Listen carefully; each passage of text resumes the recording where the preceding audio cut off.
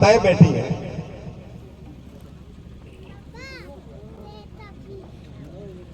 जीवन का सबसे पहला पाठ क्या है? प्रकृति सिखाती, नेचर सिखाती कि जीवन का सबसे पहला पाठ क्या है, सबसे पहला लेसन क्या है।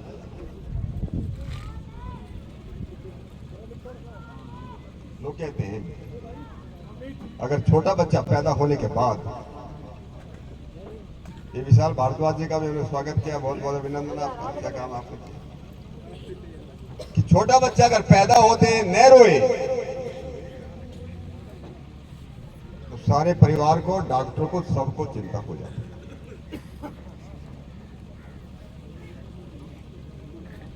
रोना ही उसका ही एक्सरसाइज है, उसका व्यायाम। तो जीवन का सबसे पहला पाठ शरीर की एक्सरसाइज, शरीर का व्यायाम। और खेल को आज की बात नहीं है कि आधुनिक जमाने में ये बात जरूर है कि सरकार की तरफ से जितना ज्यादा खेलों को आजकल महत्व दिया जा रहा है, इस प्रकार की नीति बनाई जा रही है, इतना पहले नहीं था। एक एक बच्चे को, एक एक खिलाड़ी को तैयार करने के लिए कई कई करोड़ रुपए, लाख नहीं, कई कई करोड़ रुपए भारत सरकार और उत्तर प्रदेश सरकार खर्च कर रही है।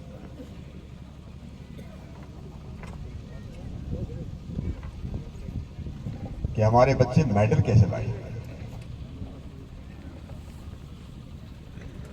आप लोगों ने ओलंपिक का नाम सुना होगा, हर 4 साल में ओलंपिक खेल होते हैं दुनिया में। जितनी हमारी जनसंख्या है उसके हिसाब से हमारे मेडल बहुत कम है। देश इतने मेडल कमा के लाते हैं, तो कुछ न कुछ हमारे अंदर कमी है। ऐसा नहीं कि हमारे बच्चों के अंदर शारीरिक शक्ति की कमी है, मानसिक बल की कमी है, ऐसा नहीं। कई बार सुविधा ही नहीं है, कई प्रोत्साहन नहीं मिलता है। हमारे बच्चे अच्छे जिम्नास्ट बन सकते हैं, खेलों में बहुत अच्छे। आजकल तो गवर्नमेंट की नीति आ गई कि गांव से ढूंढ करके ला रहे हैं बच्चों को। क्रिकेट में बच्चे देखते हैं, क्रिकेट में कितना पैसा है, हर एक खेल में पैसा है। ओलंपिक में कोई भी मेडल जीत कर लेकर 2 करोड़ रुपए मिलते हैं, तो सरकार की तरफ से मिलता है। कितना उनका अभिनंदन होता है, कितना उनका स्वागत होता है, कितना उनको पैसा मिलता है, लेकिन बहुत मेहनत करना पड़ता है ऊपर जाने के लिए, टॉप पर जाने के लिए बहुत मेहनत करना। इसलिए ओलंपिक खेलों में, ओलंपिक खेल का जो मोटो है वो याद रखने की जरूरत है। 3 बातें हैं ओलंपिक खेलों में, उसको बोलते हैं सीटियस, अल्टीशियस, फोर्टियस। सीटियस, अल्टीशियस, फोर्टियस। Faster, higher, stronger. जितना दौड़ रहे हो ना उससे तेज दौड़ना। जितना तेज दौड़ते हो उससे तेज हम कैसे दौड़ सकते हैं? जितना ऊंची कूद कर रहे हैं उससे ऊंची कूद कैसे कर सकते हैं? जितने शरीर में ताकत है क्या उससे ज्यादा मजबूत हो सकते हैं क्या? 3 बातें याद रखना है। रोजाना तेजी लाना है, रोजाना ऊंचे जाना है, और रोजाना मजबूत होना। दूसरा कुछ नहीं, उद्देश्य केवल यही, मुझको एक दिन ओलंपिक में जाना है, बागपत जिले में मेडल नहीं लेना है, या केवल उत्तर प्रदेश में मेडल नहीं लेना है, केवल भारत में मेडल नहीं लेना है, मुझे दुनिया में मेडल लेना है। लेकिन रास्ता बागपत होकर ही जाता है, रास्ता जो है गांव से होकर के ही जाता है। जो बच्चे गांव में अच्छा नहीं खेलेंगे, जिले के स्तर पर अच्छा नहीं खेलेंगे, प्रदेश के स्तर पर अच्छा नहीं खेलेंगे, या राष्ट्रीय स्तर पर अच्छा नहीं खेलेंगे, ऊपर जा ही नहीं सकते। इसलिए अपने बच्चों को अच्छा खिलाड़ी कैसे बनाना है, आजकल एक फैशन बन गया। किचन में भी आ गई है, बीमारी आ रही है, बीमारी फैल रही है, गांव गांव में बीमारी फैल रही है। शायद ही कोई गांव होगा जहां पर अंडे नहीं मिलते। कितने मिलते हैं अंडे? वो मिले ना। धर्म प्रकाश जी देख लो आप, संडे हो या मंडे रोज खाओ।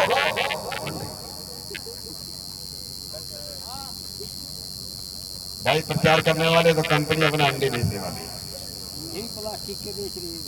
लेकिन तय हमको करना है कि हमको क्या खाना है।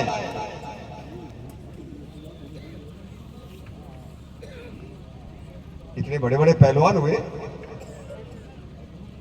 अरे लोग कहते हैं इतना भीम जो है 10-10 हाथियों का ताकत थी भीम के अंदर।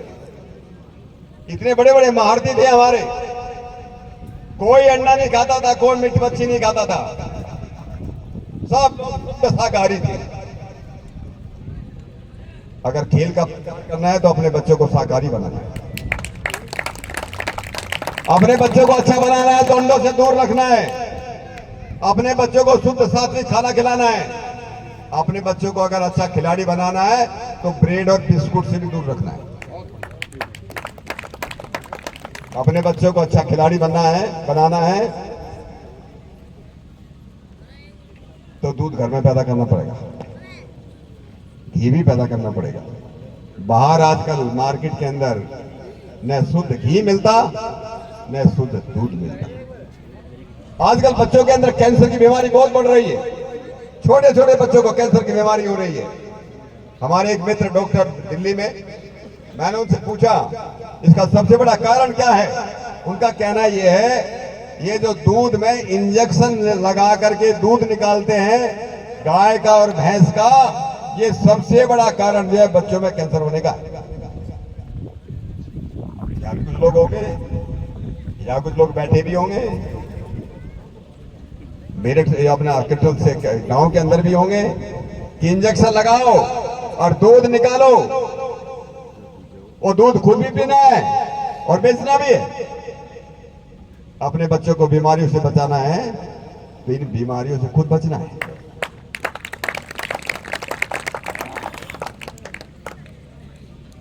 ये संदेश लेकर के जाओ। ये लागड़ा फाउंडेशन ने आज जो इतना अच्छा कार्यक्रम यहां पर किया है, इतने लोग हैं यहां पर इकट्ठे हुए हैं, हम अपने बच्चों को अच्छा खिलाड़ी बनाना चाहते हैं।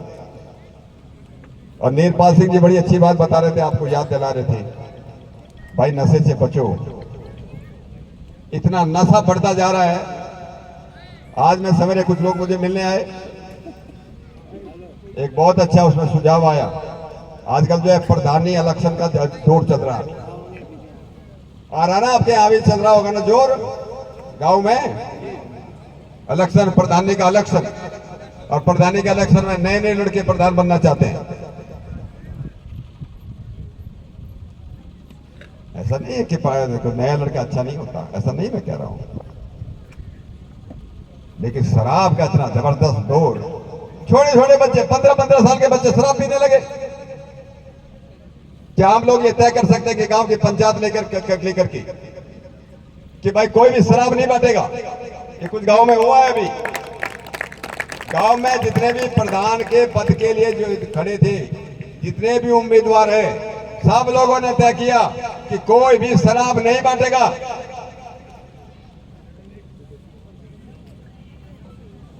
शराब पी रहे, शराब पी पी करके पता नहीं कितने लोगों का नाश हो गया। मैंने मुंबई शहर के अंदर देखा, मुंबई शहर के अंदर जो बड़े बड़े मिलों के मालिक थे, करोड़पति अरबपति, वो रिक्शा चलाते हुए देखे, हमारे रिक्शा चलाते हुए या सड़क पर पड़े हुए, सब कुछ बेच दिया। मिल बिक गए, घर बिक गया, ऑफिस बिक गया, कुछ नहीं बचा। पेट भरने के लिए रिक्शा चलाने लगे या पेट भरने के लिए जो है जगह जगह मांगते रहे। भगवान कृष्ण का नाम आपको मालूम है सबको। भगवान कृष्ण का वंश खत्म हो गया। किस लिए? शराब के कारण भगवान कृष्ण का वंश खत्म हो गया। भगवान कृष्ण अपने वंश को नहीं बचा पाए। उनका पोता, कितने लोगों को मालूम होगा पोते का नाम क्या था? अनिरुद्ध। बहुत बढ़िया, किसने बताया? बहुत बढ़िया। मैं आपका भाई अभिनंदन कर रहा हूँ, मुझे ही याद नहीं था। बेटे का नाम क्या था? क्या नाम था बेटे का? अरे कभी कभी इतिहास भी याद करना चाहिए कि नहीं करना चाहिए? Pradyuman, very good. बड़े लोगों का नाम याद रखोगे ना तो बड़ा बनने की प्रेरणा मिलती है।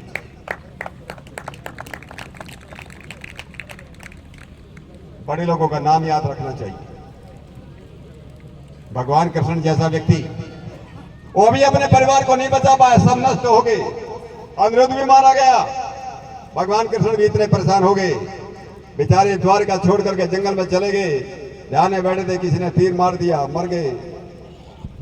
मुगलों का वंश खत्म हो गया शराब पी करके। जो मुगल जो सारे देश के ऊपर राज करते थे, वो मुगल भी खत्म हो गए। मराठे जिनके घोड़े जो है कहते कटक का पानी पीते, अटक और कटक का पानी पीते थे, दिल्ली में आकर के जो राज करते हैं मराठे भी खत्म हो गए, केवल शराब के कारण खत्म हो गए। क्या हमारे बच्चे इस शराब से बचेंगे क्या? नशों से क्या?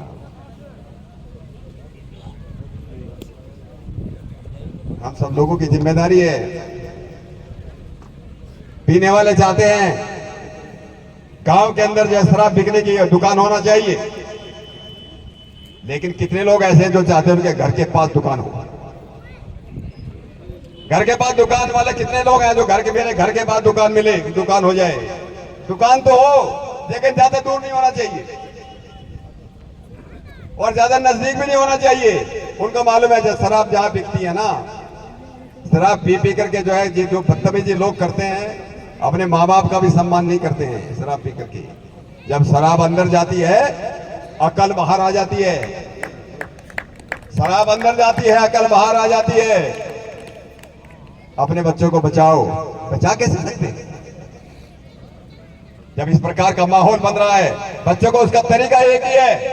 अरे बच्चों को जो है खेल में लगाओ, खेलने में लगाओ। अरे जाओ बच्चे दौड़ करके आओ, जाओ बच्चों खेल करके आओ। अलग अलग तरह के खेलों के, जो कबड्डी खेलो, कुश्ती खेलो, दौड़ो। अलग अलग खेल में बच्चे जाएंगे, ऊर्जा लगेगी, धीरे धीरे जो है एकदम से इंटरेस्ट आने लगेगा, इन नशों से दूर होने लगेंगे बच्चे। इसलिए लाकड़ा फाउंडेशन का, चौधरी सूर्य प्रकाश जी का, प्रदीप का, कुलदीप का अभिनंदन करता हूं। कितना अच्छा काम आपने किया है गांव समाज के लिए। मांगेराम जी जैसे लोगों के जो है भाषण कराओ, व्याख्यान कराओ, नहीं तो बड़ा मुश्किल मामला है। नशे से जो है अपने बच्चों को बचाओ, और उसका सबसे बड़ा तरीका यही है, या तो संस्कार मिले, अच्छे संस्कार मिले। अरे मैं तो पुलिस में रहा हूं, मैं तो एक बार भी शराब नहीं पी भाई। विजेंद्र जी याद दिला रहे मुझको, ये विजेंद्र मलिक जी। हमारे गांव में, इस किरठल गांव के अंदर भी बहुत कम लोगों को मालूम होगा, किरठल गांव के अंदर जो है कई जो है इतने बड़े भजन उपदेशक, इतने बड़े शास्त्रार्थ मारती भजी से किरठल में पैदा हुए। यहाँ पर जो है एक गुरुकुल चलाया गया, गुरुकुल महाविद्यालय किरठल। हम लोग भी बचपन में इस गुरुकुल में आते थे, गुरुकुल में व्याख्यान सुनने आते थे। और मैं केवल एक बात कह करके अपनी बात को समाप्त कर देता हूं, और गुरुकुल की बात मुझे याद आ गई। मैं सुनने आया था किरठल गुरुकुल में, बचपन में छोटा बच्चा था। एक बहुत बड़े विद्वान, उनका नाम था पंडित देवराज विद्या वाचस्पति। क्या नाम बताया मैंने? सबको सुनने लायक बात है। पंडित देवराज विद्या वाचस्पति इसी किरठल गुरुकुल के अंदर आए, बहुत पुरानी बात है। मैं उसमें जो है 12-13 साल का रहा हूँगा, कितने का रहा हूँगा। उन्होंने एक भाषण दिया, और भाषण में उन्होंने कहा, उनके गांव में कई बुलंदशहर के, बिजनौर जिले के कहीं के रहने वाले, उनके पिताजी ने ब्राह्मण परिवार के अंदर उनके पिताजी ने एक मुस्लिम आदमी को, वो हिंदू बनना चाहता था, उसको हिंदू बना दिया। पंचायत हुई, पंडित राधेश्याम जी, सारे पंडितों ने वहां पंचायत के विरोध किया। ये कौन से शास्त्र में लिखा हुआ है, ये कौन से शास्त्र में लिखा हुआ है कि एक मुसलमान को जो है हिंदू बना दिया जाए? पंडित देवराज विद्या वाचस्पति के जो पिता थे, उन्होंने कहा गांव की पंचायत के सामने, मैं इतना पढ़ा लिखा नहीं हूं, मैं इतना पढ़ा लिखा नहीं हूं कि आपके हर एक सवाल का जवाब दे दूं। मैं शास्त्र भी नहीं बता सकता, लेकिन एक प्रतिज्ञा करता हूं। क्या प्रतिज्ञा? मेरा जो पुत्र पैदा होगा वो आपके हर एक सवाल का जवाब देगा।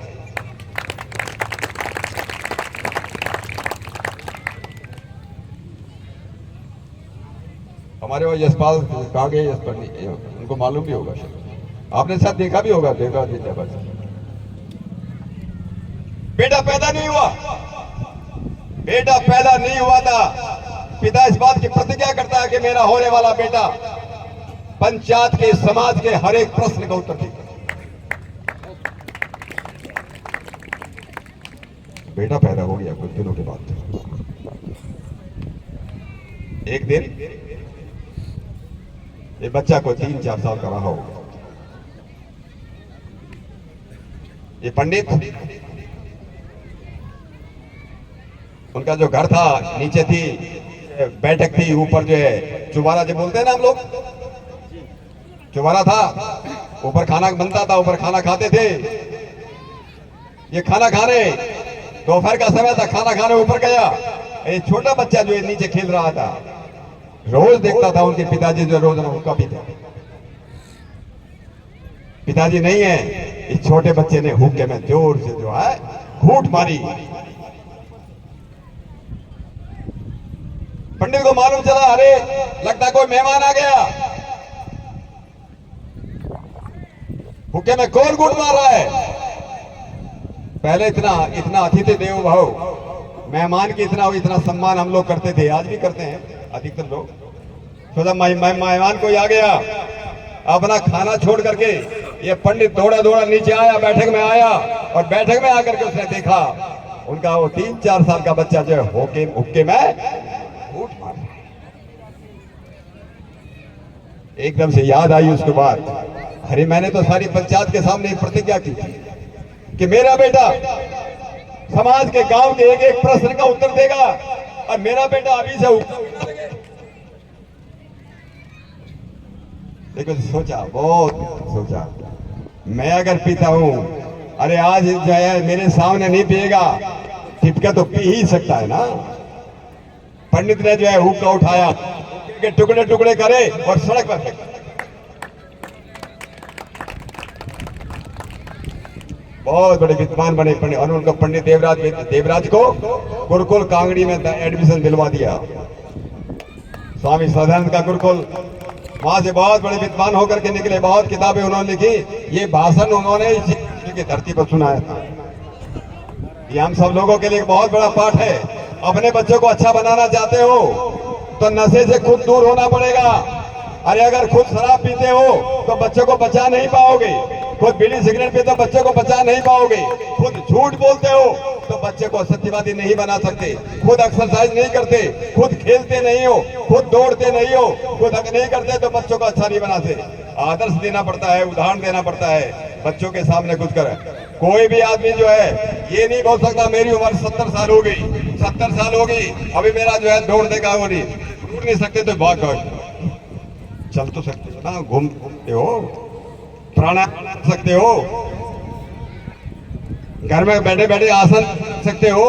ये उम्र कुछ नहीं है, हर एक तक। आपने कभी देखा ऐसा कुत्ता कि कुत्ता बूढ़ा हो गया अब दौड़ना बंद कर दिया? कहाँ आपने देखा है कि घोड़ा जो है बूढ़ा हो गया अब घोड़े ने दौड़ना बंद कर दिया? कोई आपने देखा है कोई पक्षी कि बूढ़ा हो गया पक्षी अब उसने उड़ना बंद कर दिया? जब तक जियो तब तक एक्सरसाइज करो, जब तक व्यायाम करो, खेलते रहो, कूदते रहो, चलते रहो, रुकना नहीं है। जो रुक गया, जो कहते हैं कि मेरे पास जो है, जो बहुत लोग ऐसा बोलते हैं, मेरे पास जो है व्यायाम करने के लिए, एक्सरसाइज करने के लिए, खेलने के लिए टाइम नहीं। उन्हें एक बात याद रखनी होगी, और वो याद ये रखनी होगी, जिनके पास व्यायाम करने के लिए, एक्सरसाइज करने के लिए, खेलने और कूदने के समय नहीं है, उन्हें डॉक्टरों के पास जाने के लिए समय निकालना ही पड़ेगा। आज नहीं तो कल, कल नहीं तो परसों, और डॉक्टर मुफ्त में मिलते नहीं, अपनी जेब से पैसा भी देना पड़ेगा। इसलिए स्वस्थ जीने का जो सबसे बड़ा संदेश ये है कि रोजाना कुछ न कुछ व्यायाम करो। जो मैंने पहले कहा था, ये प्रकृति का सबसे पहला पाठ है कि रोजाना जो है, जैसे बच्चा पैदा होते ही रोता है, रोजाना जो है व्यायाम करना, एक्सरसाइज करना है और शुद्ध सात्विक शाकाहारी भोजन करना है। अच्छे विचार रखने हैं, नशे से दूर रहना है, और ये जो सुविधा आप लोगों के लिए ये लाकड़ा परिवार ने यहाँ पैदा की है, उसका अपने को फायदा उठाना। तो मैं तो प्रदीप जी का धन्यवाद करता हूँ कि आपने ये मौका दिया मुझे यहाँ बुलाने का। आज हम लोग आए, इतना स्वागत सम्मान आप लोगों ने किया, तो आपका बहुत बहुत धन्यवाद। सबको सादर नमस्ते।